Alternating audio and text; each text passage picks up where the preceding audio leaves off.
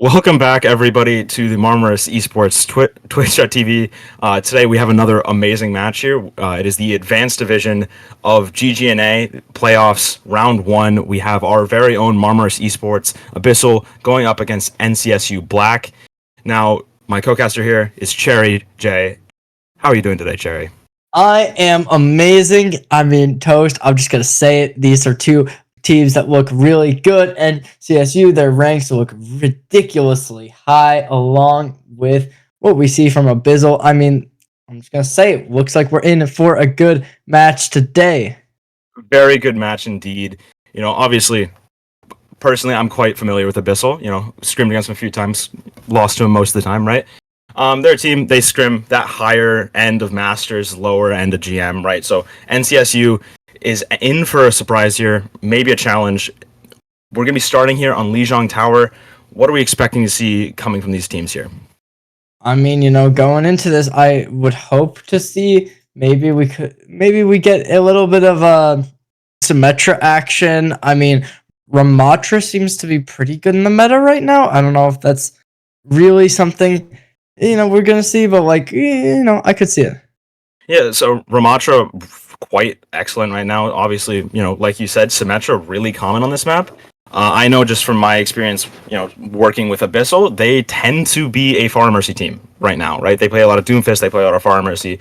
So I would not at all be surprised to see that coming out on maps like, Garden and Night Market here. But yeah, I think the Brawl is probably a pretty safe pick. So I'm interested to see what NCSU pulls out here. Yeah, I mean, I don't know. NCSU, I'd just go based on what we're seeing. I don't know. They look pretty good. They look like they could win it all. Their ranks look pretty high. I'm just gonna say it looks like they might be a little bit higher than what we see from NCSU. But I don't know. Maybe I'm not going through everything correctly.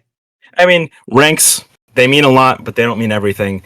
We're about to hop in here to Lijiang Gardens. This is the map where if we're going to see a Pharah come out, it's probably going to be here. So, expecting maybe some Pharah, maybe some dive. What do you think? I mean, a Pharah, if it's on Gardens, you can push them off the side on that little bridge, but I don't know. I mean, you switch to a hit scan, it's a very open map, so you would be able to really go in, find the picks, do everything you need to. 100%, and like we talked about beforehand, Abyssal is going to be rolling out here on the Doomfist Pharah Mercy. Aerie is going to be on that Genji, that one trick of hers that we all know and love.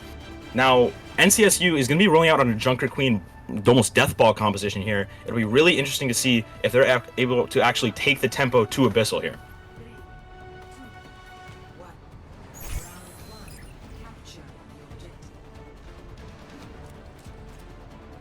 So we see now NCSU is going to be taking and fighting for control of White Room. Abyssal going main. Aries poking and prodding here at the NCSU core, and that's an engagement here from Snoop Ferret punching in, and he maybe goes a little bit too far here. So Pondera and BB Doll are going to be poking down, seeing if they can slow this fight down. NCSU pushing, taking the objective control. That was a very fast fight win for NCSU. Can they hold on while Snoop Ferret gets back, though? I mean, yeah, with the Doomfist, you're gonna need to really go in fast, get those picks, but it is really just you gotta be able to hold it. And with the Doom that doesn't really have that capability, it's going to be hard to do. So we see Aries punished in there. What Abyssal's trying to do right now is they're trying to cycle in that Doomfist slam. NCSU really quickly cleaning up, doing a phenomenal job pushing that tempo. But NCSU has to just weather the storm. They're going to be dealing with, far damage boosted missiles coming in. Aries is going to try and go in for those slashes. Snoop is going to go for those slams, and if he gets an empowered fist, he's going to punch in. So what they need to do is punish one of those people who's coming in, and right now it looks like they're focusing on Pondera. Snoop Ferret's going to slam in here onto the Coalescence, or not the Coalescence. Coalescence coming up. The Moira Person Man is going to be going down to Pixel. The Kiriko fight is getting messy on point. Pondera here shooting the Lucio of Green Polo. Wolfie pops the Coalescence onto Baby Doll. Going to be getting Aries as well. Snoop Ferret falls to Green Polo. The supports for NCSU doing so much. Pandora doesn't have too much of a choice, but he's going to be resetting here, and that's yet another fight win for NCSU. So, not too much invested, only the Coalescence, and not much in return from Abyssal. What do we think is coming up this next fight? I don't know. I mean, obviously, we're going to need to see some sort of changes going into this. But I mean, it's gotta happen now, and it's gotta be good. I mean, what do you think here going into this next fight? Do you think that we're gonna be seeing this point switch sides, or you think it's just gonna be a full-on take? There's going to be a lot of Qs pressed as we see the first one coming in from Snoopfair already popping that Doom ultimate, getting that healing. He's going to be landing with an empowered fist. That is going to be punching far back into his team, cycling back in with a slam here. Kutsina Rush popped from Pixel. Baby Doll going to fall, and that is going to be yet another fight win from NCSU. They weather the storm, like we said, 2 ultimates invested from Marmoris Abyssal. Now they only have the Valkyrie and the Dragon Blade coming up, and when you look at the stockpile, they're not going to be able to touch, but oh, they do. Pondera gets the touch. Snoopfair's going to be next. But into the ultimates that they have here for NCSU, it is going to be really tough for Abyssal to win this fight. Snoopfair punching in. Ares joining him on the point. Echo Blade popped onto Splice. Now that's going to be moving. Looking for a target. That's Person Man 420. Blade does not find him. Both supports peeling for him. Abyssal needs to focus down and kill one person here. Snoopfair gets the slam, but not enough to save Pixel. Ares going to be taking down Person Man 420 as Green Polo falls low. The Far Mercy doing work on point as the Mercy of that goes down. Barrage comes out from Pondera, but unfortunately ends himself as well. Snoopfair, the last alive on point with Ares, and they both will fall, and that will be the round 1 for NCSU Black. Yeah, I mean, it definitely looked good for NCSU Black. They really showed why they are coming into this pretty strong. They really wanted to get in here, and as we saw, Snoopfair really going in, doing everything that they need to, but it just doesn't. It was enough, and it just got out and out. Yeah, and like we were talking about beforehand, when you bunker onto the point, it's really easy for you to take advantage of those people that are cycling in and out with that Doom comp that they were running for Abyssal. Now here we're going to be seeing Snoopfair move over to the Sigma, still going to be seeing the Far Mercy with the Sojourn now. This is more of a poke-oriented composition. They're still going to be trying to play it slow. We're going to be seeing the Sim TP coming out from Slice, likely straight to point.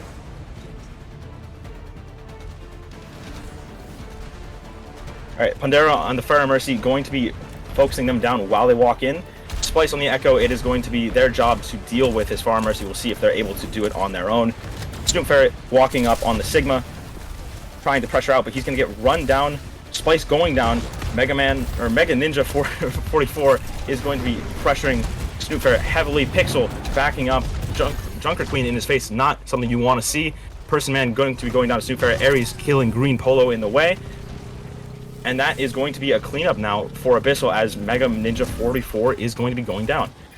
Splice rejoining the fight, but only going to be able to touch at the very best. Likely going to be backing out, resetting. And that is a fight win for Marmoris Abyssal as they will get the first cap of this round. Yeah, they really look to try and bring this out and bring it back to a 1-1. I mean, it's all up to Abyssal to make them have that lead, make them go even further throughout this match. It's just a question of will they be able to do it, or will NCSU be able to just make that comeback, make it all in their favor, and take the first map. Pondera here is going to be doing a lot of damage while NCSU is in rotation. Almost direct hitting Splice here. Has the barrage if he wants to pop it out. I think he trusts his own mechanics here. He's going to be taking 1v1, and he's going to be losing to Splice as the rest of his team crumbles on point. Ares getting the revenge, but it's not going to be enough. NCSU is going to get the point flip. I mean, they really are showing why they are able to do this, but it's all up to them. They have to be able to make this happen. It's round 1 of playoffs. They gotta try their best, try and get into this match at a very clean start, because you don't want your first match to be this close. Splice going to be going down immediately. Ultimate's coming up for NCSU Black. The Gravitic Flux is going to be coming out from Snoopfair first. The first ultimate coming out. Ares winning her one-on-one duel with Person Man 420. Mega Ninja 44 is going to be popping the Junker Queen ult, but Marmoris Abyssal with the Valkyrie is going to be pressing forward onto point. And they are going to anchor down here, and now NCSU needs to reset. Even with that kill on Pixel, they can't keep taking this fight. We're gonna have to see. I mean, looking at this, it's a Mercy who just needs to push through. It's all up to the supports in these situations to really make that change that's necessary to win these rounds. And it seems like Abyssal is doing a pretty good job of it. The window is going to be coming out from Pixel immediately. Sigma copied from Splice. Going to be taking that off angle. Snoopfair forced to focus on him. Pondera going to be getting 2 Wolfie and Person Man with the barrage. The copied Gravitic Flux comes out. Ares slides out of it though. Splice is going to be knocked out of the duplicate, and there's going to be no value coming in from that duplicate from Splice. Now, Marmorous Abyssal is going to be still anchored on point, and NCSU Black is going to need to go for the touch. I don't know who's going to be going to get it. They have to go down main. They're going to be getting hit heavily with this Far Mercy. Marmorous Abyssal was able to just weather the storm of this overclock, let them take the point flip, and just poke them down heavily and heavily. They have such a lead here, as we see Splice going to be taking the 2v1, tries to get help from his team, but they're not going to be able to help him out. Continuing, Pandora is going to be barraging with those rockets. Mega Ninja is going to be getting to those Snoopfair and Pixel both going down. That's going to be a reset coming in from Abyssal as Splice gets the pick onto Baby Doll as well. Now that's a really good fight from Mega Ninja. How do you feel like they have to win this against what Abyssal's running right now? No, it's literally just you have to swap. You have to change something here if you want to be able to win. And honestly, it looks like NCSU isn't really going to be able to make it with like what they're doing right now. I don't know. I mean, maybe I'm thinking about this badly, but it just doesn't look too good. Yeah, they really need to be forcing the issue. They can't sit on point here. They're going to get burned down as we see the Gravitic Flux, Valkyrie both coming out. Gravitic Flux is going to be starting from Snoop Ferret. Pandera going to be coming up on this barrage. If we're able to keep him alive, that could be good. Snoop Ferret falling to Person Man 420 though. Abyssal choosing to continue to invest into this fight, taking the fight forward more and more. Pandera pushing forward. Valkyrie invested from Baby Doll. They're going to keep poking down, waiting for Snoop Ferret to come back. On the Sigma, he's going to be taking a while, and now that might just be a wasted ultimate coming in from Baby Doll. Now they still have the barrage and coming up in the overclock as well. Splice going to be going down, a combination of Ares, Baby Doll, and Pandera, and now Marmorous Abyssal is going to be pressing forward. Expect the barrage coming in here onto Person Man 420 as we see right now, and now Junker Queen ult coming out from Mega Ninja 44, but it's not going to be enough. The duplicate dead already. Overclock coming out from Ares as Wolfie falls down. Only Lucio healing from Green Polo, and that's not going to be enough. Splice coming back, getting the duplicate off onto the Sigma, but it's going to be burned down quickly, and that will get one more final touch coming in from Splice as Marmorous Abyssal flips. Person Man 420 touches Splice, getting the next. That's a point flip and a round one from Marmorous Abyssal. Yeah, they're really going to be able to make this back. We'll see if they can make the reverse sweep happen or whether or not NCSU is going to be able to bring it back in their favor going into this third and final round. I mean, what do you think? Who do you think is going to bring this out? You think we'll see the reverse sweep for the first map of the night, or do you think that NCSU is just going to be able to pull it back, win it, bring it home to what seems to be a university? So if NCSU continues to run what they're running here, as we see Abyssal is going to be switching to a more traditional control center composition, right?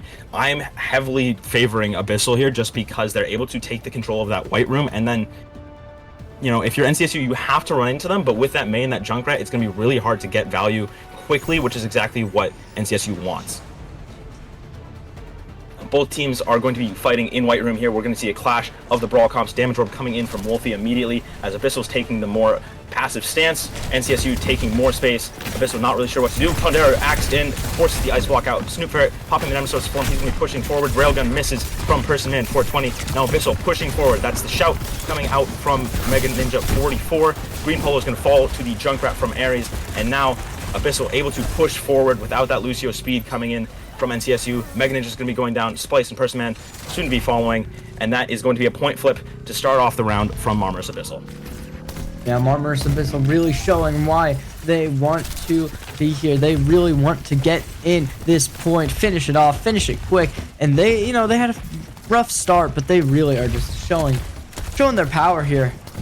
Now, Ultimate's going to be coming up late in this fight. If it prolongs a little bit, expect things like the Coalescence and the Sound Barrier to potentially come out from both teams. Quick fight, quick engagement coming in from NCSU. Dash in from the Genji, and Person Man 420 and Mega Ninja both going to take out Baby Doll and Pandera respectively. Splice going to be going down to Snoop Ferret as that Nemesis form is popped. Lamp to keep him alive. Pixel going to be going down. Snoop Ferret following quickly. Only Ares is going to be left on point, and she soon will follow to Mega Ninja 44, and that will be a flip here from NCSU. An incredibly fast fight. Ultimate's being built now already. Yeah, and that lamp was excessively necessary, as you said. I mean, that's really what kept the Ramattra alive there. And as well as that, the Genji just able to use those dashes to finish off low health players, really just showing exactly what you like to see in teams that are running these brawl type compositions. Now, a lot of ultimates going to be tossed out while you were speaking there. Blade getting no value. Pandera popping the Blizzard to get Mega Ninja down. Ares is going to fall to Persiman 420. I doubt we invest the overclock into this fight. Persiman going to just be stalling out, trying to die on point here, as that is going to be a point flip for Abyssal. But both support ults and Blizzard coming out from Abyssal, only the Blade and Coalescence from NCSU, as they're going to be taking another fast fight here. We've seen this already. The Queen ult going to be popping out Splice, taking down Pondera immediately. Lamp Force from Pixel. Pixel desperately fighting for his life, not going to be able to get it. Splice is on the prowl. Baby Doll trying to survive. Ares keeping her alive. Snoop Ferret gets down Wolfie. Now it's an even fight. Overclock coming out from Person Man. Annihilation coming out from Snoop Ferret, as well as that is just going to lock down control of point. Baby Doll falling. Ares getting 2 from Green Polo and Person Man. Now it is a tank 1v1 on point. Mega Ninja 44 and Snoop Ferret. Snoop Ferret falling incredibly low. Ares trying her best to help her tank out on point. Shout coming out from Person Man. And Pondera back in the fight. That is going to be enough to bring down Mega Ninja and enough to scare away the remains of NCSU as they come back to the fight. Yeah, it definitely does look really, really good for NCSU here. I mean, both teams, one at 73%, one at 37%. Like, it's looking good. And I mean, obviously, as we're saying, you know, that Genji has been putting in a lot of effort, and we'll see in this final fight if they're able to crack open this point with the dash, with anything to bring it back in. What are your thoughts here? We're in final fight territory. With that pick on the Mega Ninja 44 and now Green Polo following, that is really tough. Abyssal pushing the issue, getting spliced down as well, and that is going to be a fight and map 1 for Marmaris Abyssal here on Lijiang Tower. An exceptional round there, 100 to 37, as they quickly take out NCSU. Yeah, and as we saw, that Junkrat with the nades bringing 4 kills to the round, finishing it out. I mean, it's gonna be hard to beat that, and obviously the momentum is gonna be down as Ares finishes it off. You know, you took the first map off him, but then you just fell so short in the end. It's going to be difficult. Yeah, and like you said, they took the first map off, and the second map was pretty close too, right? And then to face how, you know, what happened there, that final map where you're doing some of the right things, but you're just playing that weaker composition. It's really hard for you to, you know, even doing the right things, win that out when Abyss was playing that composition as well as they were. Now, going into the next map, they're going to be going to King's Row. I believe, and my producer can give me a confirmation on this, I believe we're going to be going to a short break here.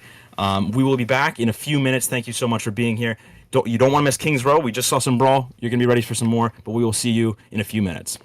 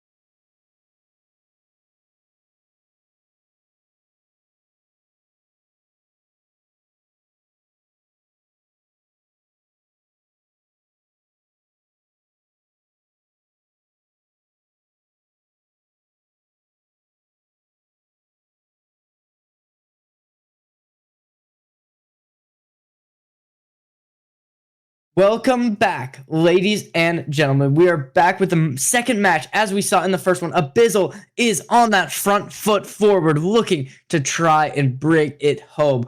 We are in a first to three, so there's still time for NCSU Black to make that comeback. But Toast, what do you think? You think we're going to see a 2-0 sweep here going into the second match? After watching Lijiang and when they did only one of the rounds play that kind of brawly mirror, I'm tempted to lean more towards Abyssal. It really seemed like NCSU, even in maps that are historically very traditional brawl tank like Reinhardt, Zarya, Ramatra oriented maps, even with those they still opted towards that Junker Queen composition. So can Junker Queen work? Yes, Junker Queen is a phenomenal hero, and a lot of comps with her work really well, especially right now. She's a pretty strong pick. But if you're playing into a more traditional brawl comp, or even if Abyssal busts out that Sigma poke comp once again, it's going to be really hard for you to actually get value, because with the brawl you have to be basically running into a brick wall over and over again, right? And then if it's the poke, it's a little bit easier for you because you're able to just engage on that core. But then are you going to be able to get torn apart by off angles from a Sojourn, a Hanzo, whatever it might be, right? So obviously it'll be really interesting to see what teams, or what both of the teams are going to roll out on. And it will look like a traditional brawl coming in from Abyssal, and once again, like we were talking about, that Junker Queen composition from NCSU. It is. I was gonna say, it is interesting to see the Life Weaver come out, but it looks like they only use that to get the pedal up on to the height. Well, I mean, it looks kind of normal. Yeah, I mean, we see the Mei Ramatra, which is pretty dominant in the ranked meta at least right now. But what are your thoughts on these compositions here? It's so Abyssal has a really consistent brawl, right? They can win in the brawl with their Mei, with their Ramatra, and they are able to get that kind of poke phase a little bit better than the rest of NCSU is, since they're running the Moira Lucio, right? Versus the BAP and the Sojourn on Abyssal, right? So they're going to be able to poke out a little bit better, and now we are going to be seeing NCSU come in fast here. Yeah, it definitely does look really fast. And by the looks of it, Abyssal is playing very much so on the point. They're not going for any type of space control, which might not be the correct play. However, Pundra is going to be able to find the first kill with a headshot onto Man, and that's the first DPS dead. It's not looking good here for this offensive side, getting so much space immediately just for it to get taken out so fast. Yeah, and like we were talking about, NCSU is doing the right thing by playing fast here, right? Maybe they should be slowing it down a little bit, as we are going to see they're going to switch all over to Ramatra Brawl themselves, right? But Abyssal's just doing a really good job keeping that poke phase going until they're getting that advantage, whether it's a random icicle to the head of Splice, or whether it's Ares getting a pick across the map with a railgun, right? They're doing a really good job just waiting for that engagement. Yeah, I mean, I agree with you a lot, and it looks like this is just going to be exactly what they're going to do. Splice with the Maywall going to be able to get the first little bit of damage up, and Ares going to get found immediately after him winning the last map for his team. It's not going to be enough, and his partner is going to find that first kill, but it's definitely not going to be nearly enough to finish it off. It is just going to be, it's just Abyssal getting completely shot off the point. Yeah, really good Maywall coming in from Splice, forcing that lamp out from Phoenix for Snoop Ferret, right? And once Snoop gets low, it's going to be really hard for that team to stabilize, especially when NCSU is running that Moira Lucio. They want to keep that tempo up, and we might see it here. They might just pop the Coalescence and take the fight aggressively. They want to play a faster tempo than Abyssal does. Abyssal wants to take that poke phase. NCSU wants to just keep going fast, hit him with a hammer, and win those fights fast. We see the Coalescence immediately coming out from Wolfie. Yeah, that Coalescence definitely going to do a lot on the Maywall. Not going to be able to catch anyone off, and that's going to be a little bit of utility. And there is that first little Baptiste window. The Amplification Matrix going to be forcing out NCSU into the point. But in Pundra, yeah, Pundra, he has that Blizzard. He's probably going to want to pop it eventually during this next fight. We'll see how that goes, though. Yeah, and a lot of ultimates coming up on both sides. We see Abyssal coming up with 3, and Blizzard here might just be the most impactful out of all of them. Big wall coming in from Splice again. Annihilation's gonna be coming up. Phoenix is dead immediately. Now that's gonna be traded out for Person Man 420, but these ultimates from Abyssal are just gonna be too strong here. Yeah, that Mei freeze definitely was super impactful in taking down the Annihilation, and that's just gonna be another fight that's gonna be turning the tide. We've seen it so much in this past couple things, and I mean, it's just so it gets turned every single time. We see Splice, he has that Mei freeze, which is going to be able to happen, which can definitely take down at least one. We could see take down Ares as she definitely could, you know, have some kind of impact. As we've seen, the ult is going to be built up here, but is it enough? Yeah, and Super going to be getting caught in a blizzard here is going to be really tough. That's just, again, the ultimates were not there for Abyssal. Aries going to be popping out the overclock, but that's all she can really do, and that's going to be maybe an overcommitment into this fight when you're down that many ults. Yeah, and it's Mega Ninja getting 2 on the first, and Person Man 420 with the overclock going to be able to find Phoenix, and it's just this point going so far in the way of NCSU Black. It might just be over at this point. You know, you're gonna have a 5-minute time bank here, which is more than enough time to bring this point to a third.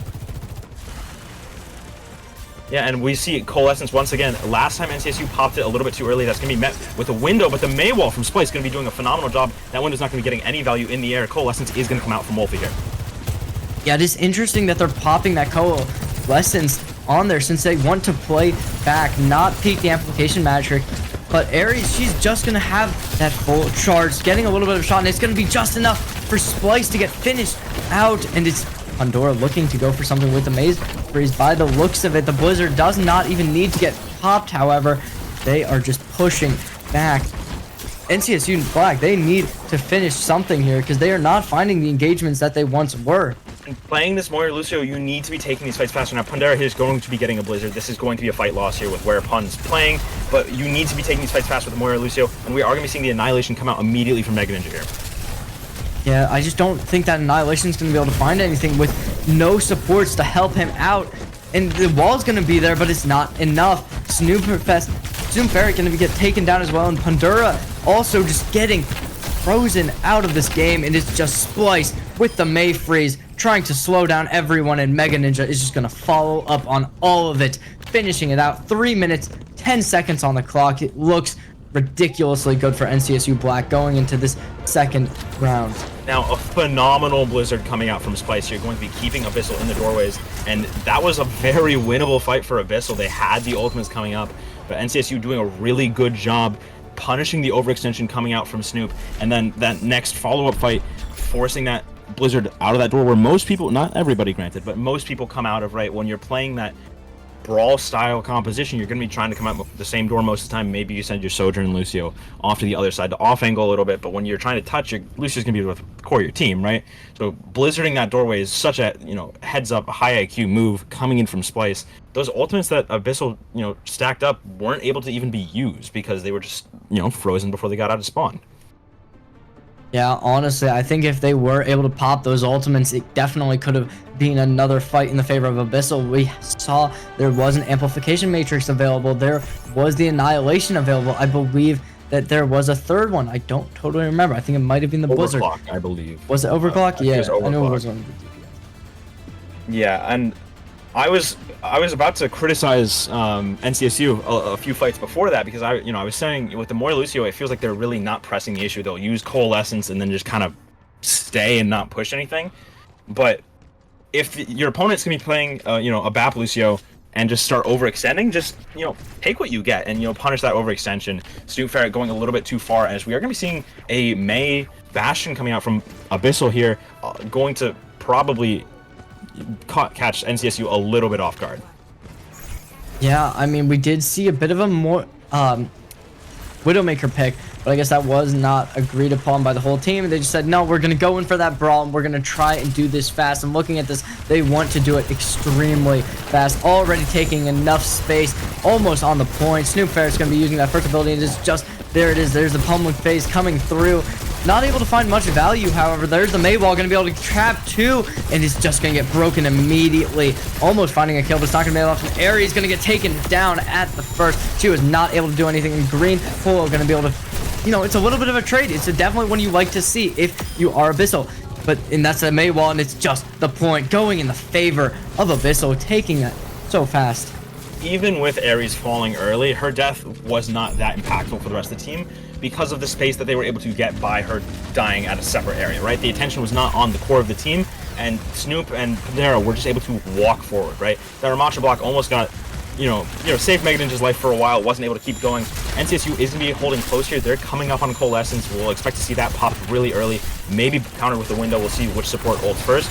The biggest thing, watch this ultimate, this Blizzard coming up from Splice here.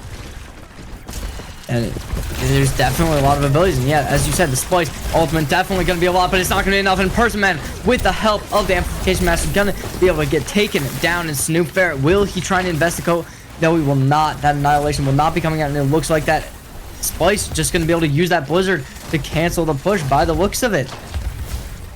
Yeah, Abyssal still pushing in. Not too much value coming out from the Blizzard of Pondera going to be coming out along with the beat from Baby Doll now. And now that is going to be a really hard fight for NCSU to win. Yeah, like, just look at this. There's the Annihilation going to get shut down immediately. Mega Ninja's going to get taken down. Splice as well. She was unable to get out of Snoop Ferret's range with the pummel. And it's just all in the favor of Abyssal. They really are coming back here. It looks like they are just second round warriors. We saw it in the first match on Lijiang Tower. And it looks like they want to do it here as well. I mean, they still have the Annihilation for Snoop Ferret. There's another, you know, maybe it's going to get canceled out by the beat, as we see Green Polo does have that. But is it enough? I don't, maybe not. The Annihilation coming out immediately from Snoop Ferret. Ares maybe holding on to her barrage soon. Now Ares is going to be popping it. Phoenix has the window, but it might not be needed as Snoop Ferret continues to press W, holding that block. It's not going to be enough. Person Man is going to take him out and pop the overclock. That might win the fight for NCSU if they push forward. Yeah, we'll just look at this. Both Ramatras have been taken down, and it's just, there's the beat, and it's just gonna be Ares getting taken down by the Coalescence, and it's just Person Man 420 finding two, and it's Splice finishing off the fight, taking down BB Dole. I mean, looks like that's the first fight we've genuinely seen that looked good. For the defending side on either round, really, right? Both teams really were struggling on that defensive half. Now, a chance to stabilize. They have the Blizzard here.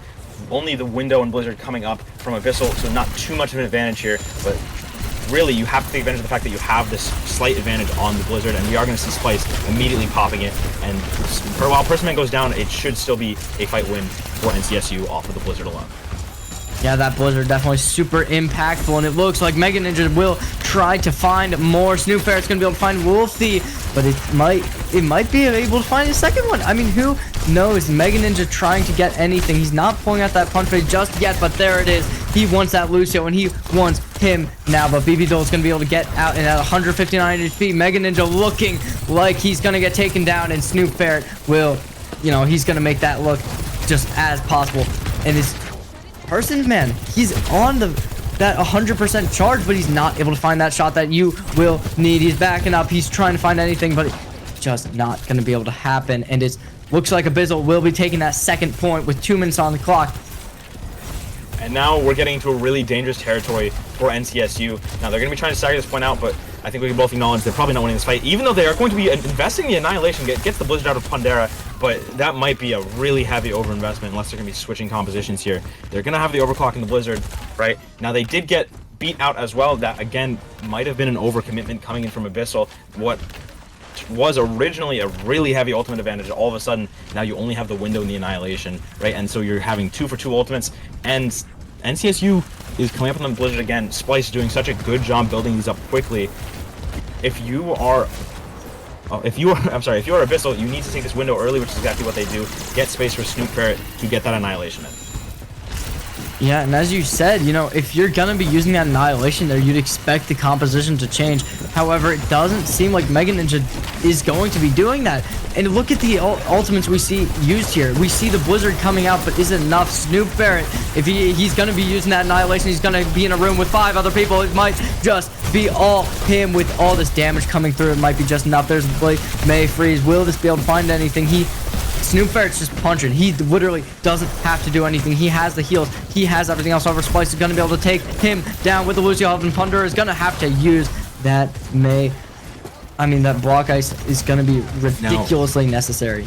Unfortunately for NCSU, winning that round took both of their DPS or both of their support ultimates as well as the Blizzard, right? So now they only have the overclock coming out.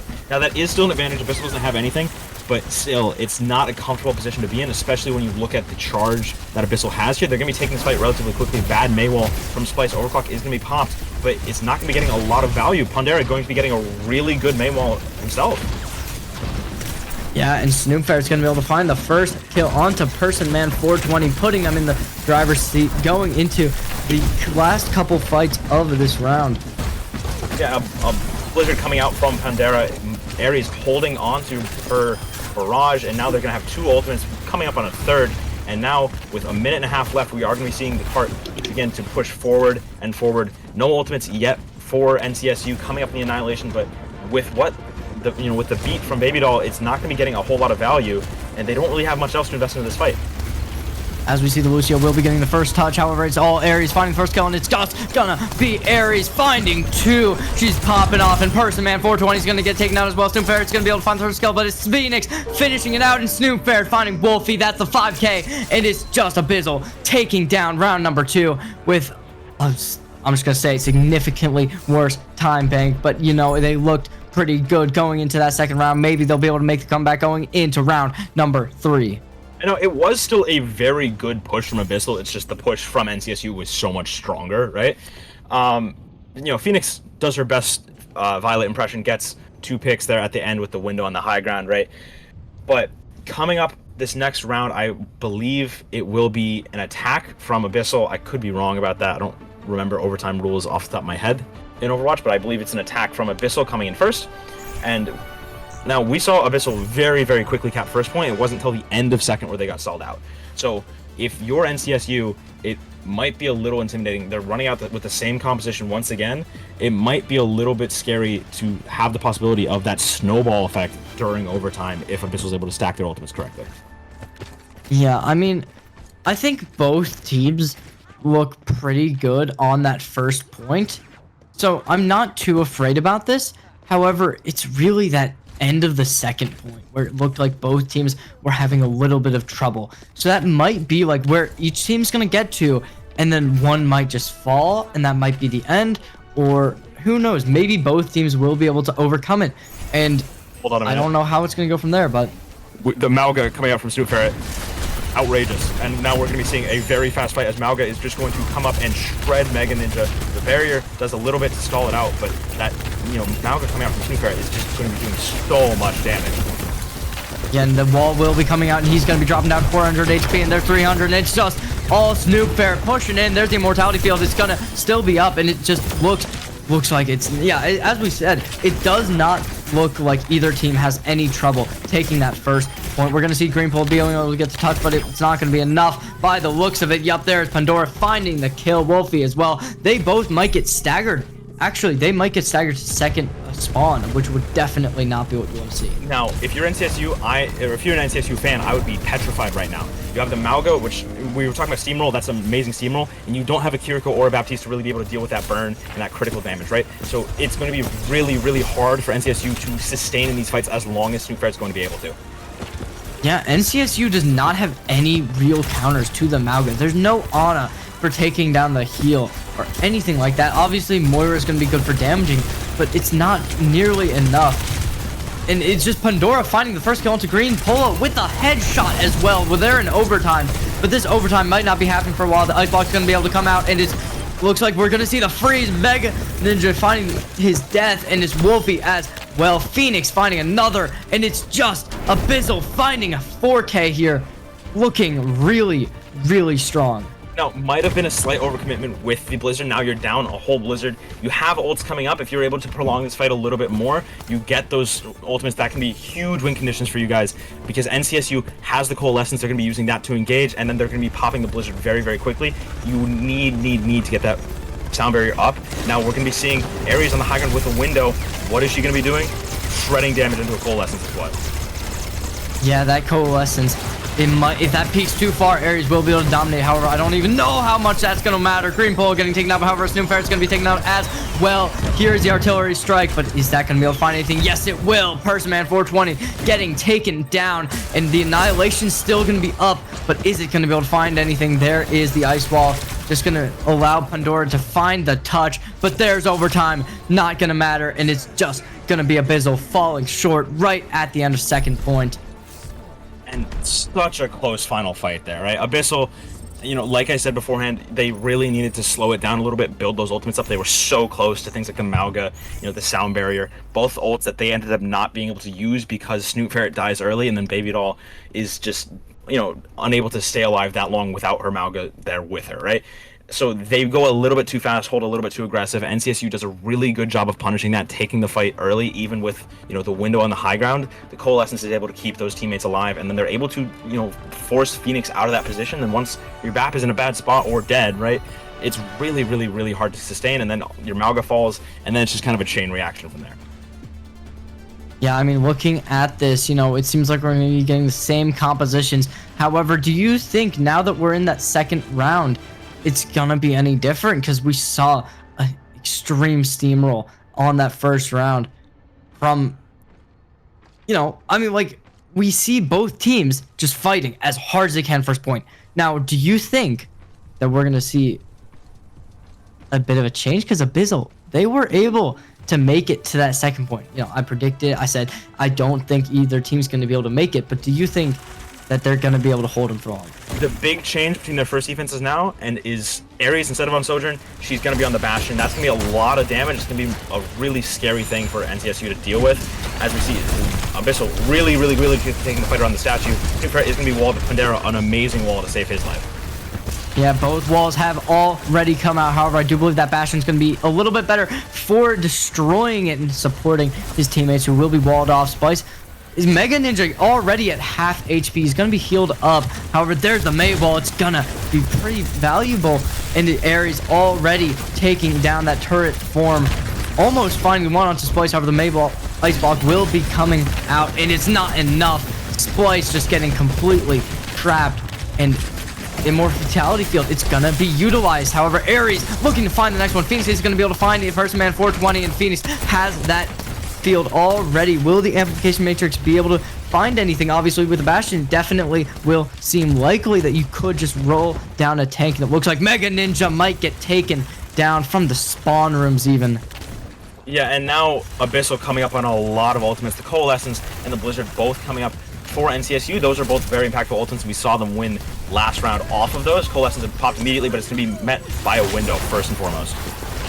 Yeah, here's the first window, but there's the Blizzard gonna be able to come out and counter that, and the Coalescence just mowing everyone down, and it's just NCSU Black taking this point very dominantly, not losing a single player on the push. Still have 3, almost 4 ults with Pandora building that up, however, looking very strong. I mean, what do you think? Now, only a minute 16, and they did use both of those ultimates we were talking about, so they are going to have the Overclock, the Annihilation to beat all those coming up. But if you look at Abyssal, they are going to have 4 ultimates here.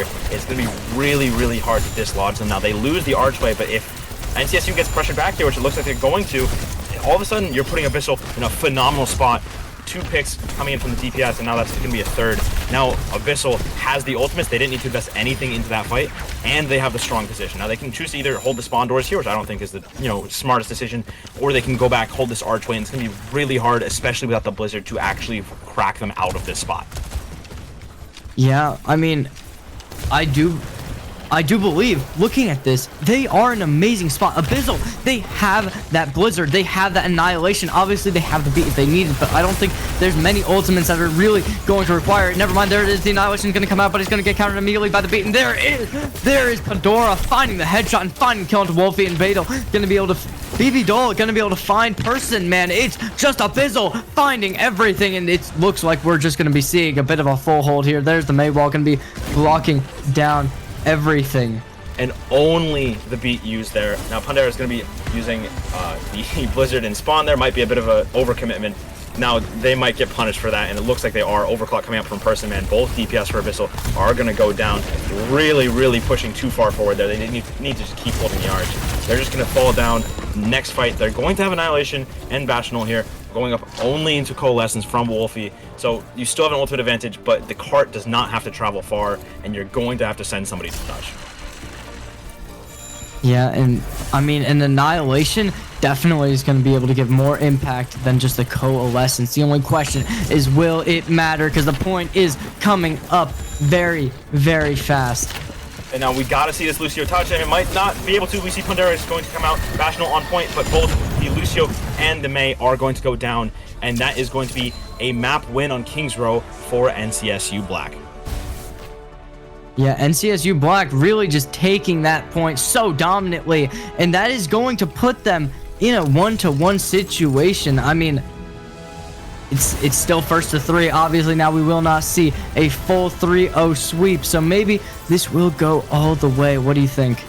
Now, what I think is that the head coach for Abyssal Flighty is going to be a little bit mad at her team, Abyssal, for overcommitting into that final fight.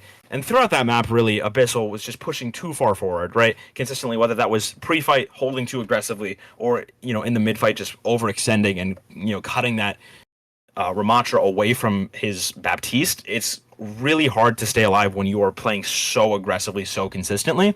NCSU Black did a really phenomenal job capitalizing on that. And if I'm Flighty and if I'm the Abyssal coaching staff right now, you have to get that out of their head, because if Abyssal keeps playing like that, they are going to continue to get punished with it. Yeah, I mean, looking at this, we're going to be going into this third match. I mean, Abyssal definitely needs to work on their ultimate economy, working on how they're utilizing each of their ultimates in their own way. Obviously, we saw the Annihilations being a very good use, and the Blizzard as well.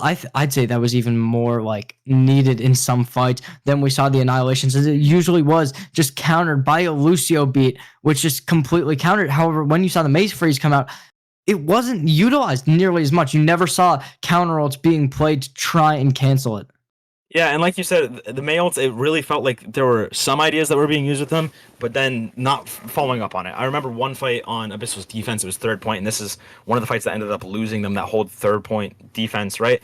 Pondera was in a really good spot with the Blizzard, and then instead of just capitalizing on the fact that it split up NCSU's team and the Ramatra was too far forward and cut away from his supports, all of a sudden what Abyssal does instead is they continue and they press forward into the backline of NCSU, and what that allows is all of a sudden there's just a Ramatra with free reign over your own backline, and then you've just lost all the value that you got from that really good Blizzard that Pondera threw there.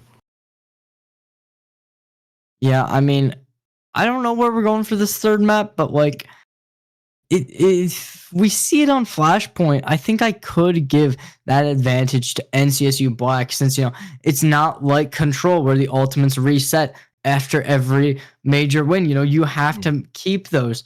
So we'll see how that works. I don't know if it's going to a different mode. I don't know if you know anything about that, but I'm not entirely sure. It's either going to be Escort or Flashpoint, and it is going to be Escort coming up. Circuit Royale is going to be the map pick here from Abyssal, I believe. I think it's loser picks, right? So Abyssal is going to be picking Circuit Royale. So that is going to... Listen, we've only seen NCSU Black run Brawl and Rush compositions, right? Mm-hmm. I think what Abyssal is saying with this pick is we're going to force you to play slow. We're going to force that poke battle because we're more comfortable doing that. So now all of a sudden, we were talking about how, any kind of more brawl favored map, any of those fast tempo maps, we're kind of favoring NCSU. All of a sudden, Abyssal is saying, we're going to slow it down and we're just going to say we're better players than you and out mechanic you, right? Because if you pick Circuit Royale as a team, chances are you just feel like you're mechanically a better player, right? So more often than not, I think Rush just is going to struggle on this map. It can work, but I think if Abyssal is that confident in their poke, it's going to be really tough for NCSU to crack that first point hold. I mean, yeah, and based off the picks we've seen from NCSU picking this entire game, I don't give them that advantage going into this on their poke composition. They usually are running that May, that Bastion, anything like that. That's usually what we see. We don't really... I don't know. Maybe we'll see a Widow come out. Maybe we'll see Hanzo. I mean, a Sig definitely is a pick that you usually see in this match. So we'll see how this happens. But I don't know. What are your thoughts going into this? You think we'll see a 30-point here, or you think it's just going to be a first point hold? So, assuming that they're both going to be running what we think, which is Snoop Ferret's going to be on the Sigma, and then Mega Ninja's going to be on the Junker Queen. Assuming that, it's either going to be a first point hold for Abyssal on their defense, or they might just get full capped on, right? That Junker Queen comp does a lot better in the second and third points of this map, but it can really struggle on that first point, and we are actually going to be seeing the double sniper comp come out from NCSU, but notably, they're running Sojourn Hanzo instead of Widowmaker Sojourn or Hanzo. So a little bit less range coming out on their attack.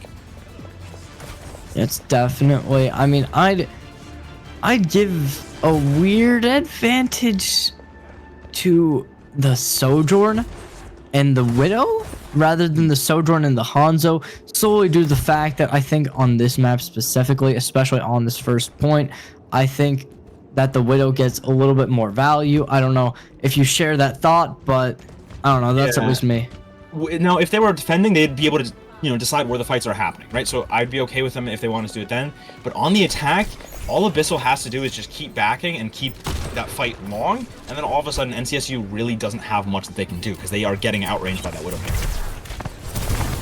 Yeah, Abyssal already trying to take one first fight, unable to get it. The Rock's going to be coming down on Snoopfire, putting him down to 200 HP, but they will be getting that heal right on him, and that gravitational black hole is just going to kill him so much. He's just going to back up, though, after hitting that Distorted Orb. It's not going to be able to put on him for another, like, 5 seconds, but it's still just going to be Snoopfire taking this engagement, taking everything he wants, and he's just going to be holding him back, NCSU, they got to make some kind of play, but Pundura taking down Splice with a headshot.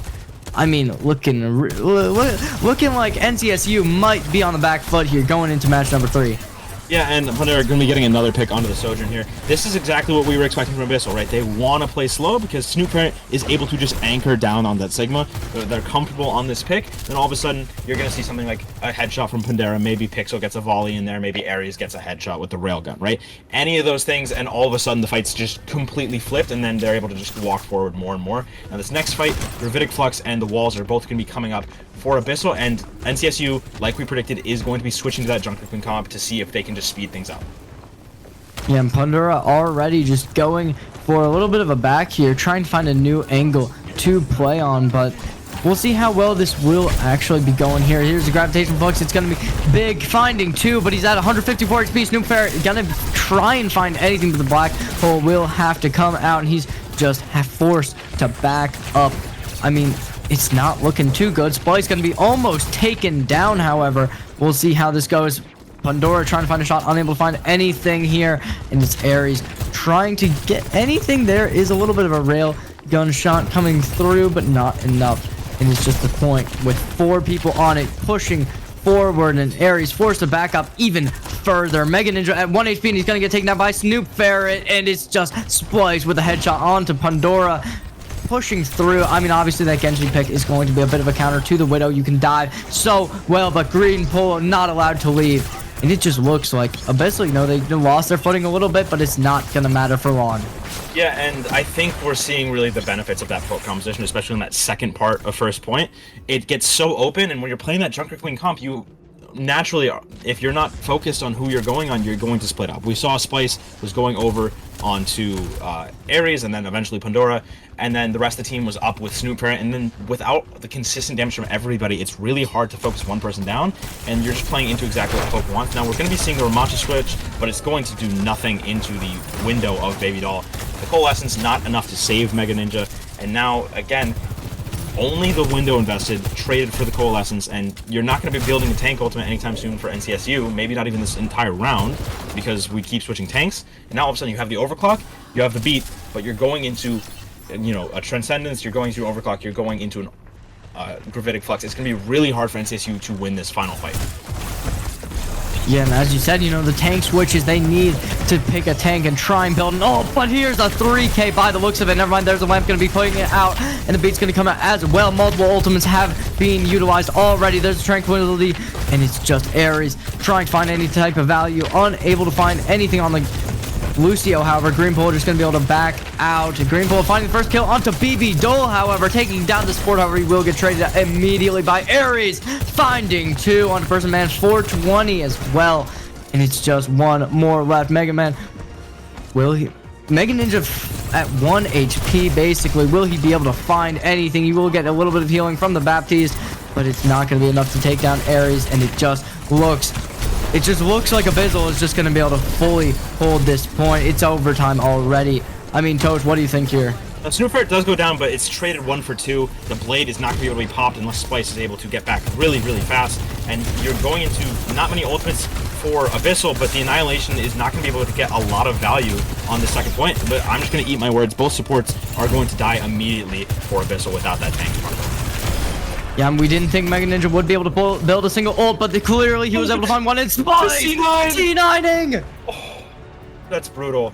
Splice was able to get back in time. We were talking about the blade. You know, if it gets back, it's going to get value. And I think we saw that. Splice did get value. Unfortunately, that Lucio just kept pushing forward with him, the Lucio from Green Polo. And then all of a sudden, with only 2 people alive, if both people push off the cart, unfortunately, Cloud9 learned the lesson a long time ago. Shanghai Dragons learned it as well. Many teams have learned this. If you walk off the cart because you want to press forward and help your team out, it unfortunately hurts the entire rest of your team and benefits the other team pretty well, I would say. I don't know if you would agree with that, but I agree with that completely. yeah, you know, it's really hard to win if you don't have the objective in overtime. Really good job from Abyssal there, though. I think it was Ares was on the off angle, able to just keep getting value even when Mega Ninja 44 got both Pixel and Baby Doll down with that annihilation, that, you know, that ultimate that I was saying wasn't going to get any value, right? He gets a lot of value with it, but then unfortunately Ares was not cleared because Mega Ninja went so aggressive to clear out the supports, and then all of a sudden all it takes is Ares playing Sojourn in the backlines, and then that's just a fight win, combined with obviously a C9, which isn't helpful. But this upcoming round, we're seeing a really interesting composition from NCSU. I'm not sure what to take of this. I don't know if you have an opinion on what we're seeing on the screen right now. I hate it. I'm just gonna say it. I really don't like this composition. Why are we running a Sombra on defense? It just doesn't make sense to me. And now, what we have to be really careful of if we're running Sombra is not to play like an older Sombra where we think we can just survive in the backlines all the time. With the translocator changes, you really can't, and it seems like we might be getting into a bit of a tricky situation here. Virus gonna be, oh, no Virus coming out. Pandera is gonna be getting away because of that, and now all of a sudden, Splice, I think, thought that they were playing old Sombra, tried to TL into a wall there, and now NCSU has no space in this first corner. And already we've seen NCSU utilize the resurrection this early on, and Mega Ninja at a very low HP. He's not gonna have a fun time going into this area. He's already at 100%. She's looking to find some kind of value, and it looks like she'll get it. There's the immortality field already being utilized. So much support utility being used this far early into the round. We've seen the res, we've seen the failed. I mean, like, what else do you have that you can possibly use to hold this back? Pandora's finally gonna get taken down by Splice, but the hack's gonna come out as well. Ares trying to find anything, but it's not gonna be enough. How do you even do anything here? The Sombra 1v1 will be coming up onto Ares, and it looks like Ares is just forcing the back to come through. I mean, Snoop Ferret trying to find anything going into this. He's gonna get healed a lot, but that Distort Orb is gonna help him so much. We'll see how he can utilize it here. And now, with what NCSU is running, they really don't have anything to stop Abyssal from backing up if they try and take a brawl. And Ares is going to be getting spliced immediately. Window comes out from Wolfie to try and sustain it out. The Gravitic Flux is going to do a lot when that comes out, and he's coming out now. It's really hard for NCSU to get any value because they can't actually take a brawl. Yeah, and Mega Ninja will be getting taken out as well, and Snoop Ferret's gonna be able to find the second one in person. Ninja, the Green Polo, try and find anything, but it's not gonna happen. And Abyssal just pushing through, finding that second map, not letting NCSU take anything off of them. And as we said, you know, that ultimate economy, they needed to learn how to manage that better, and they sure did. Snoop Ferret looking to really use that Gravitic Flux in the best possible ways there at the end. And honestly, going into this next map, I think that they're going to have definitely a good time. Yeah, Snoop Ferret looked incredibly comfortable there on this Sigma, right? And the entire team very comfortable playing that poke. Now, a bit of a tragic turn of events there from NCSU, you know, on their attack. You know, a little bit rough, it happens. And on their defense, they go for a bit of a questionable composition. I think they were just trying to Sombra mark the Widow the entire time, but they really didn't have anything to actually take that brawl into the, you know, poke core of Abyssal. So unfortunate turn of events here. We're going to be going to push next. New Queen Street is going to be the map, but we will be taking a quick, you know, few minute long break.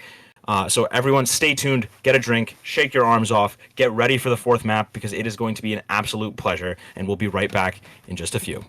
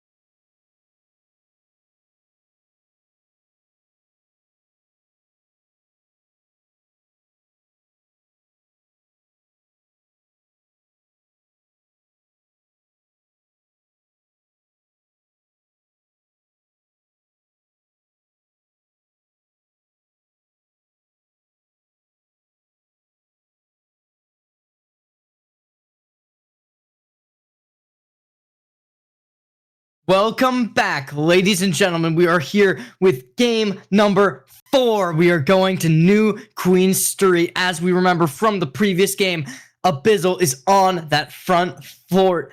I mean, like, they're going on the front foot here. And they look good. They look ridiculously good. However, we were talking in the break, Junker Queen going to be a little bit stronger here. So let me get your thoughts here. What do you think is going to be the compositions we're going to see run in this matchup? Now, I think we can both agree. I'm almost positive that we're going to see NCSU run out on the Junker Queen comp, right? That's clearly been what their comfort pick is, right? And it's a good composition for push, right? You can play it nice and fast. Abyssal, it's going to be a little bit harder to guess, right? They could walk out on the brawl. We've seen that they're quite comfortable on that.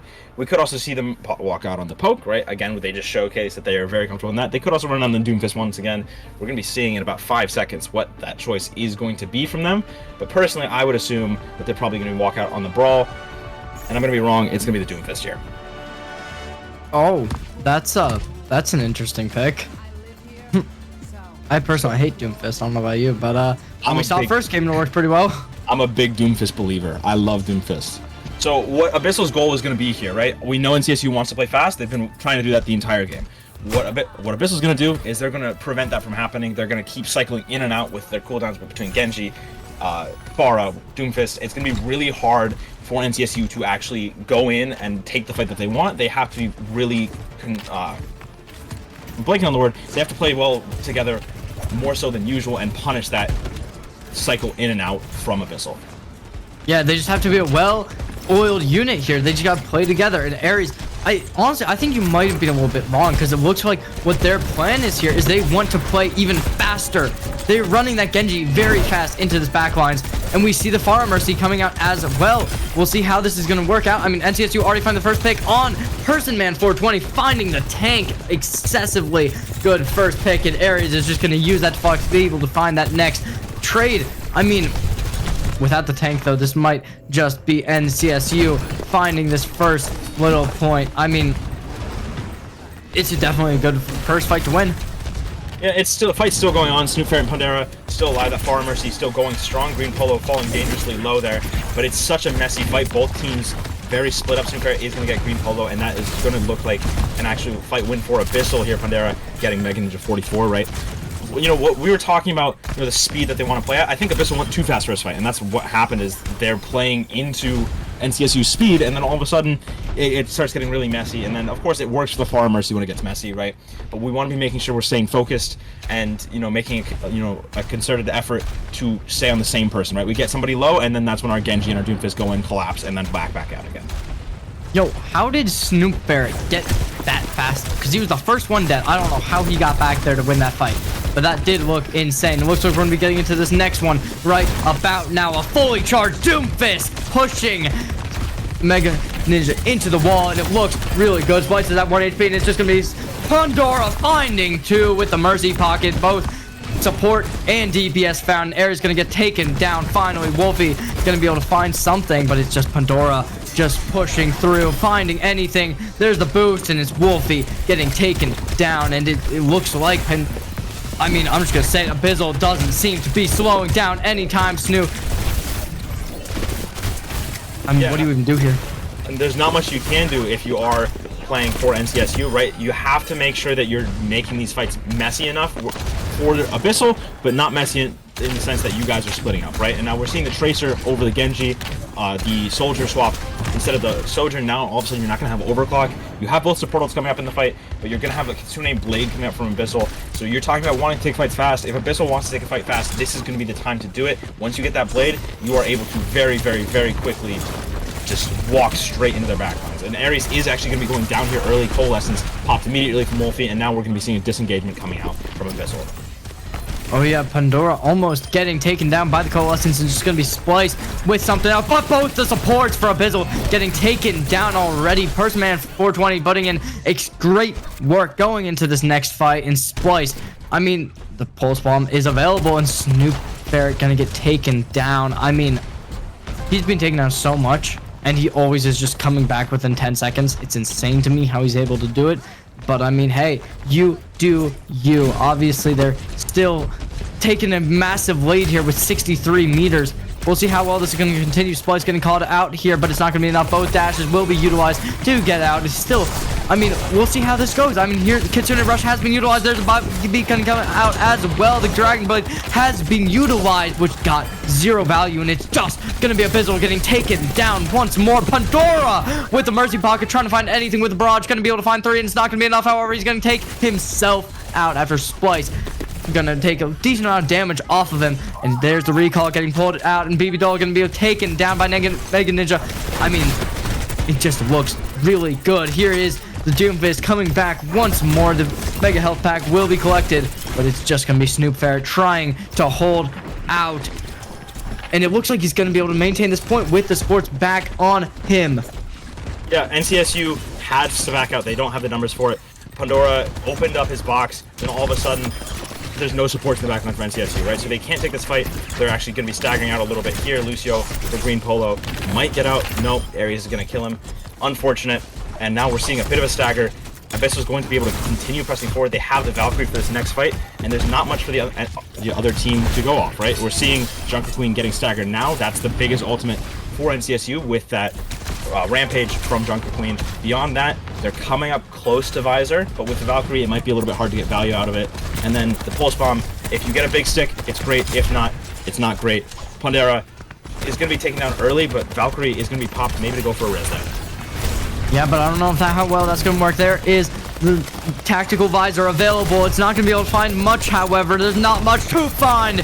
And it's just going to be Person Man 420 getting pushed out immediately. The Anti-Nade has coming out, and it's going to take down Snoop Ferret right away. But Splice will get taken out as well. It's going to get traded out immediately. Basically going to be able to find something. Ares getting taken down as well. Abyssal on the back foot here. Still at a massive advantage, but they're going to have to regroup and try to find some new strategy. They've utilized a lot of ultimates. Snoop Ferret doesn't have his... And Baby Doll, you know, we saw that Valkyrie being utilized last fight alone. We saw Mega Ninja, he had to use his, and that's so powerful. That Rampage is extremely necessary, but I mean, is it too little too late? Snoop Ferret gonna get taken down, but I mean, let's be honest, I've been saying it. It looks like Abyssal, they're gonna be on a bit of a back foot, but then he's just back a few seconds.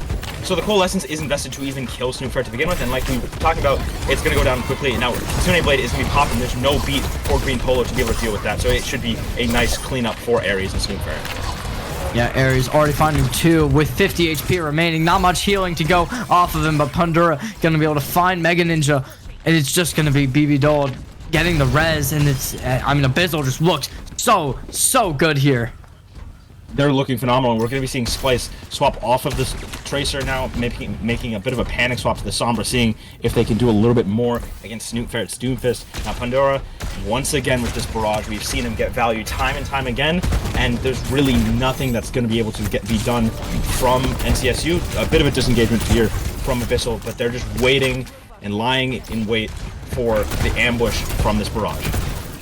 Boyce is at a very low HP, and he's going to get taken down by the dash, and it's going to be refreshed immediately. Snoop Ferret's going to get taken down as well by Wolfie and Mega Ninja trying to find anything, but the Pocket Mercy will be coming out. So powerful, the barrage comes out. Not going to be able to find anything, however, and it's just going to be Person Man getting 420 getting taken down by Ares, and Pixel going to follow up on it immediately. Wolfie going to be able to try and fight back, and it's not going to be enough. It looks like Abyssal is going to be put on the back foot, however, the Doomfist comes back. There's the Sombra pick coming out, and it's just going to be Splice here on the back foot once more. The Suzy will be utilized to get rid of the cleanse, and it's just Mega Ninja getting taken down by Pixel with the headshot. I mean, yes, Kiriko is so powerful with that right click. You can't do much about it, but getting soloed by one basically looks not good whatsoever. That was what, 2-3 headshots maybe? I mean, Mega Ninja's got to be feeling that. Now, a lot of ultimates coming up here for NCSU. Snoop Ferret is going to escape the hack with the Doomult. That's going to be all that they really have. Maybe they get a Kitsune late in the fight here, but coming up to this many ultimates, Visor getting popped immediately and Pixel going down, there's not much that Abyssal is going to be able to do. They're just going to be getting steamrolled here by ultimates. Now, coming up, NCSU only used that Visor. They still have the Queen ult. They're coming up on EMP. They have Coalescence. They have Beat. They have both of these support ults, right? Now, we have a Kitsune Blade coming up from Abyssal. We've seen that has value in the past, but also in the past, we've seen that Green Polo's Beat, it still gets a lot of value against that, right? So if a Green Polo doesn't die first, it's going to be a very tough fight for Abyssal to win with what they have. And Green Polo, he has not been one to be dying first in these scenarios. Usually we see that going to one of the DPSs. There's Coalescence popping out, and there's the beat as well. A lot of ultimates being utilized here. However, we do get the Yuriko Rush getting utilized as well to try and counter ult. However, it's not going to be enough. Mega Ninja going to be using the Rampage. It's going to be a very strong fight. Air's going to be able to find one. Splice getting taken down, but it's not enough. First man 420 going to be taking down Pandora, and it just looks like, I mean, NCSU, they're making this return. 83 meters. They have 63, 20 more, and they will be taking the lead here. They only have EMP. Their Sombra's not back yet. Blade and Barrage both coming up, and they're going to be going for this EMP early here. It catches 4. Baby Doll is going to be focused down by the Sombra, but it's not going to be enough. Pixel keeping her alive. First man going down. Pandera instantly opening up that Barrage. Blade pops out. That's going to be enough to kill Splice. Snoop Ferret helping out with that one.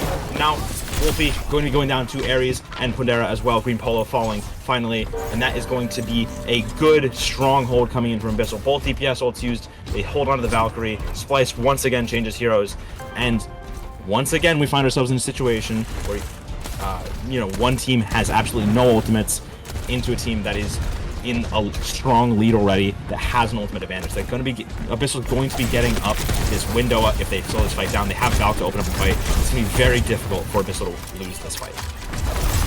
Yeah, but here we go. Splice already getting taken out by the looks of it. Never mind, he's going to get full healed immediately. We see the Amplification Matrix about to get popped. He does still have a decent amount of things. Overtime has been received. I mean, Pixel getting chased down, but it will be enough. And Splice getting taken out as well, but Snoopfest going to get taken out on the Ramatra pick. He's not going to be having nearly as much movement as when he was on the Doomfist. And it's just Pandora, 63% on the ult charge. He needs to hold this if he wants to do anything, but it's not going to happen. Pixel going to be the last remaining stand with the Mercy right behind him. Will BB Dole be able to keep him up? That is the question.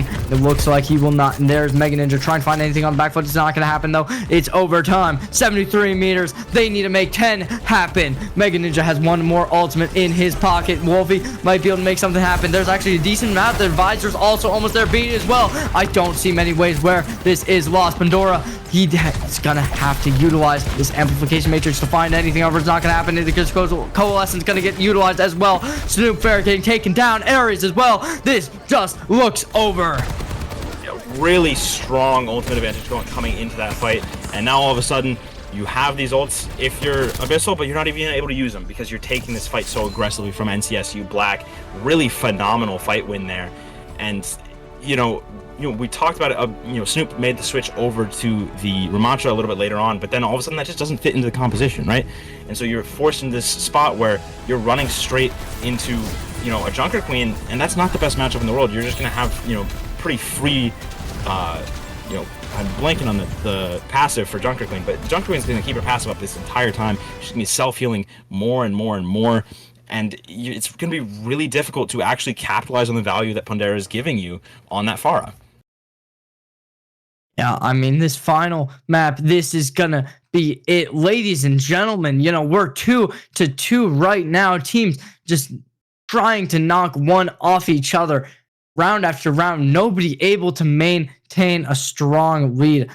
I mean, going into this last map, what do you think? I mean, who do you think has this? I mean, so it's going to Flashpoint. Flashpoint's a fast game mode. I think if NCSU is going to walk out on their Junker Queen composition, they have a pretty strong chance of winning this one, right? It's really tough if you're Abyssal, a team that wants to play slow. It's going to be really tough for them to continue to slow that game down. Now, I'd expect that they're going to run out on some sort of Doomfist composition here, and now we've seen they were doing well with it last map, right? So they have a pretty strong chance of continuing that forward throughout this one. I'm not sure which Flashpoint map we're going to. They haven't quite decided yet, but either way, I think it's going to be a little bit difficult to pull off something like Doomfist here. Yeah, I agree. Doomfist doesn't really work, but what do you think? You think we will be seeing any type of dive compositions coming through here? With the swap to New Junk City as our selected map now, likely not. Personally, I would expect to see some sort of Junker Queen mirror. Now, I'm not entirely sure if Abyss was comfortable taking that mirror. I've personally never really seen them walk out on a Junker Queen composition. So there's a chance we see a Junker Queen into a more traditional Ramatra Brawl or something similar to that. And if that is the case, I think it can kind of go either way, right? We've seen Abyssal dominate these, brawl mirrors most of the time. But, on the other hand, NCSU Black is playing, or Servasa is going to be the pick. They've swapped the maps around, and they're trolling us a little bit. NCSU Black has shown that they are very willing to play these Junker Queen compositions, which are a very strong composition on these maps. Yeah, I mean, the Junker Queen, you got that knife, you can do stuff. But, like, what do you think? You think we're going to see that Mauga return? Maybe. I would assume probably not. I think the Mauga was whipped out to try and continue that steamroll in overtime.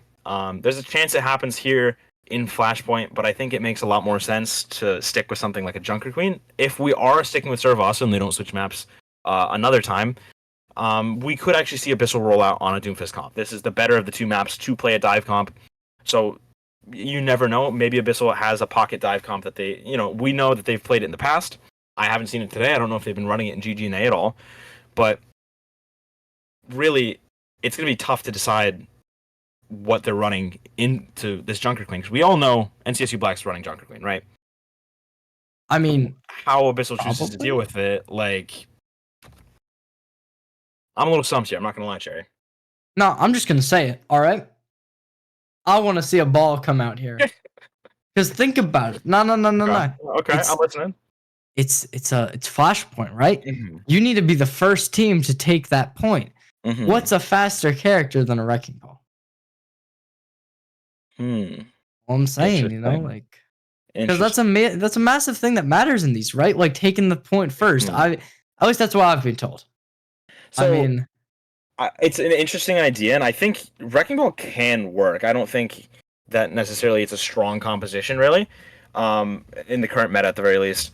I think the issue with it is there's still, I want to say it's 30 seconds before the point actually unlocks.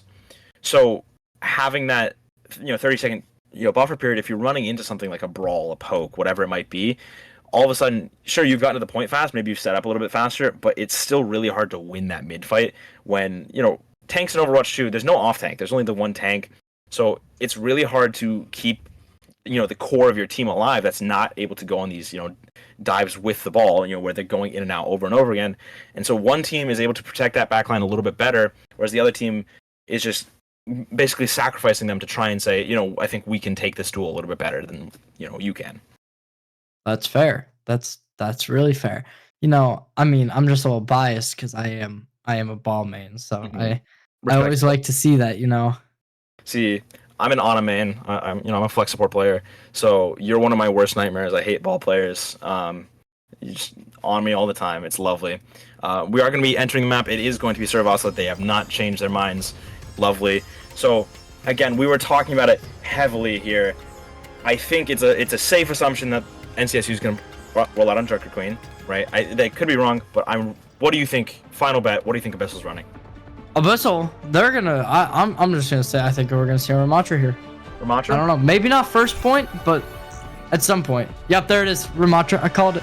Seems like that was a good bet. So we are going to be seeing a Junker Queen comp into a Ramattra, and now obviously we have time before the round starts.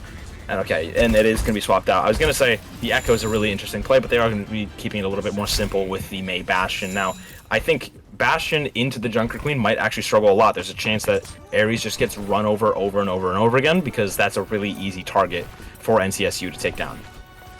Yeah, especially with Splice on the Genji, you can just deflect all the bullets.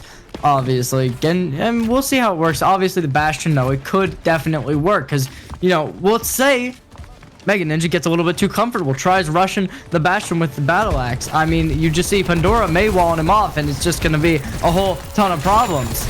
It is going to be a lot of problems indeed. The fight is going to be taking place off of point. Abyssal kind of boxing out NCSU. They don't really have any point control here. I mean, looking at this, it definitely looks a little bit better for Abyssal here. They do seem to have a bit of control towards the point, however, and it looks like we might see Green Polo getting taken down. Yes, we will, and Splice is also going to get taken down. Mega Ninja getting the first pick for NCYU, but I mean, it's just not looking good here. We'll see how this works. Ares looking to find anything. Yes, he will find it all. Yeah, and we talked about it a little bit in the middle of the map, right? But Abyssal was just the way that they routed to point versus how NCSU did. They took the fight off of point, forced NCSU to back up, and then all of a sudden they had all the point control. And now, if you're a Junker Queen, you have to now walk into a place where you're going to get melee-walled off, right? So you have to be making sure you're really coordinated with your team. Now, this fight, we're going to have a window coming up, maybe a Coalescence mid-fight, maybe an Annihilation mid-fight, but watch this window immediately. This is going to potentially allow them to be baited in and just shredded down by this Bastion. Yeah, I mean, here is the first shield coming up. Snoop Parrot getting a little bit more, and there is the window, as you said. I mean, it looks like Snoopy Parrot is just going to find everything, and yes, he will, with the help of the Baptiste and the Lucio, finishing out this first point. Yeah, that should be a first point cap, like you said, and now only the window invested there. That's a really clean fight win. Coalescence and maybe the Rampage coming up by the time this next fight starts off. Rampage will probably be towards the middle of the fight with the Blade. And now you're walking into Annihilation, you're walking into a Blizzard, you're walking into a Barrage. It's really tough to win this. You have to play really fast if you're NCSU.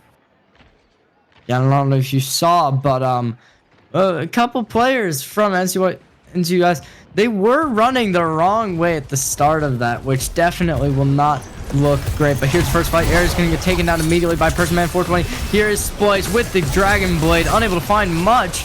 And the Annihilation is going to try and mow him down. However, it's not going to be enough, and it just seems like BB Doll's going to get taken down as well. Both supports and Stupid Ferrets are going to take him down. It's one by one. Everyone falls down. Yeah, a really good fight win for NCSU. But crucially, look at the ultimates. They invested the Coalescence, they invested the Queen Ult, they invested the Blade. Snoop Ferret was the only one on his team to use an ultimate. Now, Ares died quickly, and then 3 ultimates were still invested. If you're Abyssal, you're actually pretty okay with that point being flipped like that.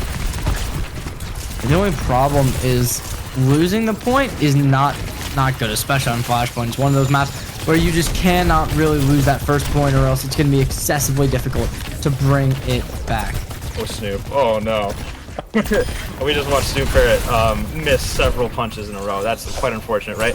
We see the, 2 ultimates invested between these past 2 fights, Annihilation, Blizzard. They still have the not Barrage, Artillery Strike and the Sound Barrier going into an overclock and a Sound Barrier. I kind of favor NCSU with these ultimates here. Abyssal has to be very careful that they're not just going to be immediately sprinted into with this overclock.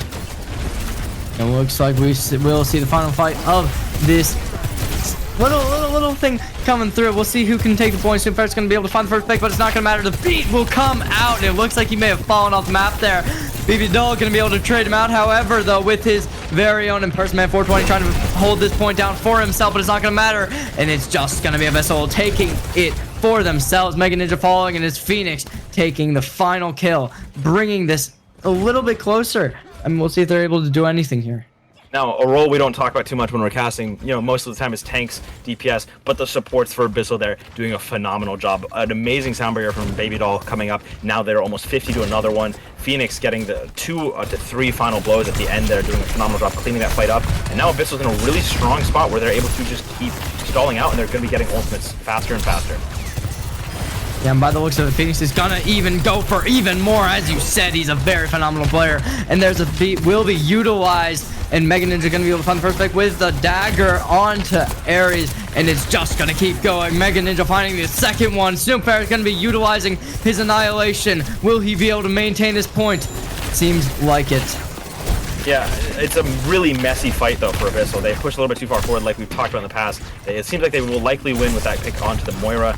You don't have any supports yet, but they're going to invest the Blizzard to kill that Lucio. Might actually almost live through that. Baby Doll is going to be back. Snoop Parrot follows, Splice is back, but Baby Doll has the amplified healing into a Bastion. It's going to be a little bit difficult to keep that going. And this is it. Phoenix utilizing his immortality field, and it's just a Junker Queen left alone on point. Ares going to be able to find that Genji, and it's just Mega Ninja falling down, and there is the second point going in the favor of Abyssal. And a lot of commitment into the previous fight by NCSU. They used the Queen ult, they used the Blade, right? They used the beat, and now all of a sudden you have both support ults for Abyssal going into only a Coalescence, maybe an Overclock if you're able to take the fight a little bit slower. But with Green Polo falling, it's going to be really hard for you to do that. What do you think here? There's one ult left. What are your thoughts going into this potentially final point? I think NCSU kind of has to give up the point flip or just try and take the fight now and try and win it now, right? Going into with both support ults here, you're going to be trading the coalescence for the window. It's going to be really hard to actually get value out of that. Yeah, I mean, Wolfie trying to do anything, but we'll see how this is going to go. I mean, Snoopfart's going to get taken down immediately, and it's just going to be a big stagger fest here looking to happen. I mean, Abyssal, they're going to have one more May on point, but it's not enough. Wolfie going to take him down, and there's the point going in favor of NCSU.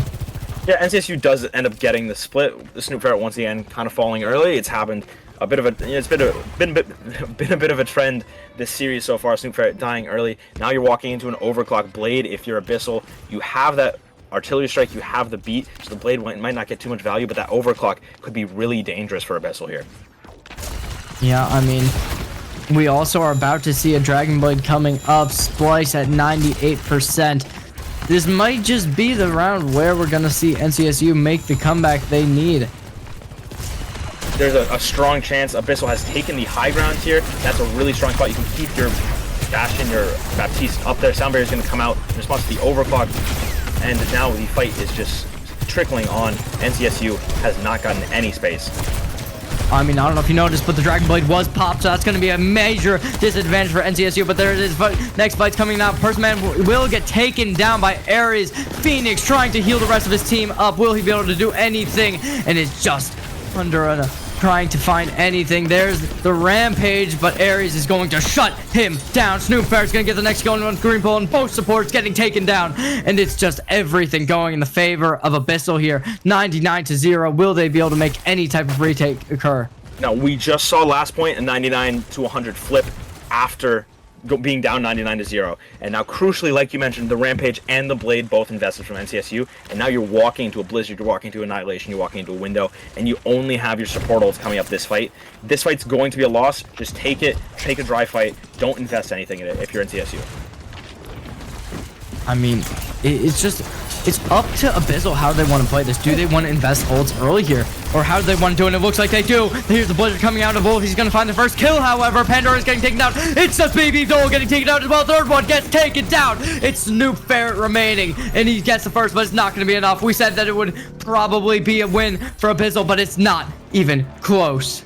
Yeah, NCSU does this cool little thing where you can turn somebody else's ultimate into your own, right? Splice with a phenomenal deflection there onto Pandera's Blizzard, then all of a sudden Abyssal's in a horrible spot and they can't really invest any more ultimates into that fight because they put themselves in such a poor spot. So now all of a sudden, if you're in CSU, this has given you life. You have the Coalescence. You're going to be coming up in both DPS ults at the end of this fight, and there's not too much working for Abyssal. They have the Annihilation in the window, but that's going to be about it. Yeah, I mean, honestly, though, I think that with the way we've seen Ares and Phoenix synergize throughout this series, they could utilize this window to be something more than just one support ultimate, but we're going to have to wait and see. Here's the Maywall coming out, and it's going to be able to find the first one onto Mega Ninja. It's just a deflect onto Ares, however, finding nothing, and it's a one-to-one. Splice pulling out the Dragon Blade, but he's at 1 HP. Pandora is going to find the kill. Splice getting taken out, and we look, Persiman's also on the verge of death. I mean, it just does not look good. Abyssal's on the front foot. Abyssal finally getting that first point flip, and now critically, Mega Ninja 44 is off of the Junker Queen. Now we have the Ramatra, and we're in a Ramatra mirror where Splice is still on Genji. There's no Maywall to help out this Ramatra. It's going to be really, really tough for them to actually walk onto Abyssal when they want to. Yeah, we're gonna have to see what happens here. 33% in favor of Abyssal, but here's the next team fight. Persiman 4-1. He has that overclock almost available. If he goes for that flank play, that could be exactly what is needed. Here's the artillery strike. Not gonna be able to find anything. However, it's gonna be a little bit of a push from the left side here. And how many ultimates do we think are gonna be invested? At least one coming out immediately. The beat's gonna be utilized as well. And the Maywall almost finding something. Ares gonna be able to find green pole on the first pick, very much necessary, taking down the Lucio. There is the Immortality Field utilized. It's going to get taken down immediately. However, 100% on the charge. Will it do anything? Mega Ninja, he's hiding in the corner. Splice going to take down Snoopfart. They want to take this point, and they want to take it now. However, Mega Ninja is not going to be a part of that. Will anything be able to come from this, or will Splice get taken down as well? Splice with the Blade. This is the final chance for NCSU. He's going to get down Phoenix, get the Immortality Field down. Now Pandera and Baby Doll both left. The beat comes out from Green Polo, and that is going to be a clutch fight win. Pondera is going to stall it out a little bit. Now, heavy investment from both sides. And now, if you're Abyssal, you swap to the Sojourn off of the Bastion finally. You have the sound barrier. And now, NCSU really doesn't have too much. They have the Annihilation and the Overclock, but those won't be available until the middle of the fight at the earliest here. So it's going to be really tough for them to hold on if Abyssal decides that they want to take this fight fast. Yeah, I think we might have seen... it definitely looked a little bit odd. I mean, I don't think that Green Polo meant to utilize his beat there. So that's definitely a bit of a blunder. But Mega Ninja already looking to get taken down. This is why you needed that beat for right here, right now. The Annihilation gets utilized. Toast, I believe this might be it. Pandora's going to be able to take the next kill. And Ares finding both supports. And I mean, Toast, this looks like straps. Twice doing their absolute best to stall it out. But like we were talking about, they didn't have the ultimates. Green Polo investing, as my light just fell, I apologize when it cuts to my camera. I'm going to be completely dark right now. Green Polo investing that sound barrier way too early, and then all of a sudden they don't have anything for Snoop Ferret's Annihilation, right? So Abyssal does a phenomenal job of recognizing that and taking that fight so fast. And then, you know, if you're NCSU Black, there's nothing you can really do. Yeah, I mean, hey, I think their main problem was we saw a bit of a, I think it was even a 4v1 or something, where there was only a May on the point, and Green Polo utilized his beat to just make sure they take the point, which honestly I just don't think you can do in that scenario, which honestly I think that was the main reason that led to their downfall, because as we saw in the next fight, the Ramatra was almost dead already. Yeah, no, they were holding way too aggressive. They didn't really have, you know, the resources to hold that into what Abyssal has, and then as a result, they're punished, they're pushed back, and once you're pushed back, they didn't have the time to reset. Abyssal stayed on the gas, and they will continue pressing on the gas. They will be moving on into our next round here of GGNA playoffs. Yeah, I mean, obviously, they looked ridiculously good, and I mean, you know, it was close, though. I mean, it really was 3-2, looking... They really was down to the wire. Now, Toast, you have any... I want to ask you a pretty good question. All right, who would you say was your MVP for the match? My personal MVP has to be Pondera. Whether it was on the May, whether it was on the Pharah, whether it was on the Widowmaker, that one map, he did such a phenomenal job keeping Abyssal in every single fight, right? Whether it was, you know, a 3K on the Barrage, right, an instant headshot to open up a fight on Widow, just insane firepower on that DPS role for Abyssal, and he was really able to keep them in that. I mean, that's an interesting pick. Honestly, I thought that Ares was like in the kill feed a lot more, and also I thought he brought a lot of value. She brought a lot of value there. But I mean, I don't know. I just thought she looked pretty cool. But I don't know. Is that it from us? I believe that's it from us. We're gonna be letting Abyssal celebrate their ascension into the next round of playoffs. Now, like you said, Ares, your personal MVP, Pondera mine. All of Abyssal played amazingly, as did NCSU Black. It was a phenomenal game that we were able to cast today. It was an absolute pleasure working with you, Cherry. Thank you so much for being here with me. And thank you to all of you guys for sticking in here and watching this match through with us. It was 5 maps. It was almost 2 hours long. Thank you so much for sticking with us. And we will be seeing you guys all next time.